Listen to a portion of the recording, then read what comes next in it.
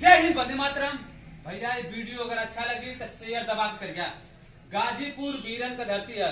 यहाँ गाजीपुर का हम भी बात सोच लिए कि भैया यहाँ सबसे ज्यादा कुर्बानी धरती बोले जाला और शहीदन का देश बोले जाला और शहीदन का गांव बोले जाला।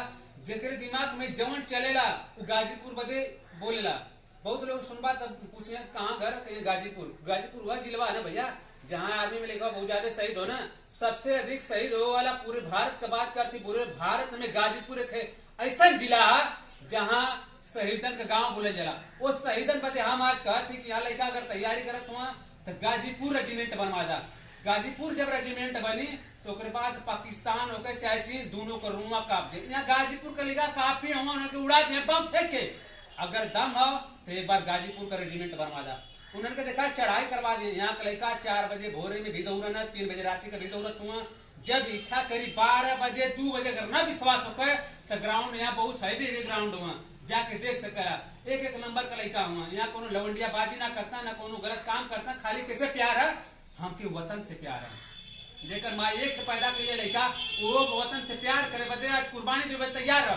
खाली गाजीपुर रेजिमेंट बनवा दे, चिथड़ा उड़ना उड़ गए पाकिस्तान और चीन जो है चौमिन खाए वाला पिन्ना बोले नहीं लोग। जे चौमिन खा तो अंदर जान कितना होई। एक बार खाली मात्र हम सरकार से अपील करते हैं। हमारे गांव में बहुत लोग नेता हुआ, हमारे भैया नेता हुआ, हमारे चच्चा नेता हुआ, हमारे सांसद से बनेले, हमारे विधायक से बनेले। हाँ हम तो वीडियो इनके दिखावा कदा के खेलेगा गाजीपुर बदे मांग के लिए गाजीपुर रेजिमेंट बनावा। इनमें गाजीपुर रेजिमेंट बनी तो हर बिरादरी का लड़का में तैयारी करे ना। अग्निवीर में जाए तैयारी करे ना। अग्निवीर में एक मार्कशीट है, सरकार डबल मार्कशीट कर दे। देखा डबल मार्कशीट करने से कोनो मतलब ना निकली। अरे जो 16 साल का लड़का हुआ तैयारी का करिया। आग तक कब लगेले जब 25 साल का होगा तब शरीर के अंदर आग लगेले, फेफड़ा जलेला। वतन से प्यार करे वाला आदमी तब 25 साल के बाद तैयारी करे ना। 2 मार्कशीट वाला हुआ फिर भी इनके मौका था 2 मार्कशीट हटावा 4 साल बाद कैलेला कोनो दिक्कत ना रहा।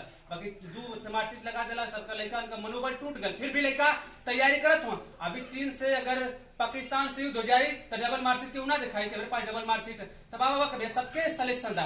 बाकी हम जो बात करते रेजिमेंट हक है गाजीपुर वीरन का धरती है। एक सिविल पैदा बनवा उन्होंने बदे मौका था। अगर न फाड़ के चली ना पाकिस्तान और चीन के ऊपर चढ़ के करना चली ना तो हमारा दावा गुलामी लिखवा दे। यहाँ का लड़का तैयारी करे वाला अगर गाजीपुर का हुआ तो इसके के स्टोरी लगावा, स्टेटस लगवा, फेसबुक पे डाला, हर जगह डाला, एक फैला राग की तरह एक बार फिर से बनेगा गाजीपुर रेजिमेंट। जय हिंद, वंदे मातरम।